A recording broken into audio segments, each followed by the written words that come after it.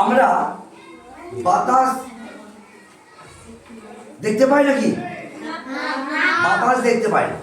বাতাসকে আমরা কি করে বুঝতে পারি বাতাস আছে? বাতাস আমাদের গায়ে অনুভব করতে পারে, কিন্তু বাতাসের কি একটা আছে, ওজন আছে। কি করে প্রমাণ করবো? বাতাস তো ওজন করতে পারবো না। তো ওজন করার জন্য আজ একটা আমরা হাতে কলমে পরীক্ষা করবো। আবু এদিকে এসো, সামনে এসো। এইখানে ভালো করে দেখাও, কি ভালো করে তুলে দেখাও, সমান হাত ছাড়াও। হ্যাঁ, দুদিকে দুটো কি রাখা আছে? বেলুন, তাই তো? বেলুনে কি ভরা আছে? বাতাস। দুটো দিক কি সমান আছে? সমান। বেলুনগুলো নয়, এই মাঝখানটা দেখো, দাঁড়িপাল্লাটা সমান আছে? সমান আছে। সুমা উঠে এসো, উঠে এসো। তার দুটো দিক সমান আছে। আলপিনটা নাও, আলপিনটা নিয়েছো, একটা বেলুনটা ফুটিয়ে দাও। দেখি, দাঁড়াও দাঁড়াও, দেখো কি হলো।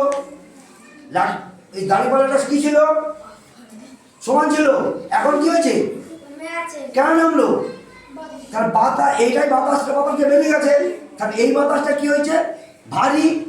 সেই জন্য আমরা এই পরীক্ষাতে কি প্রমাণ করতে পারলাম? বাতাসের কি আছে? বাতাসের ওজন আছে। বুঝা গেল? তাহলে বাতাসের কি আছে?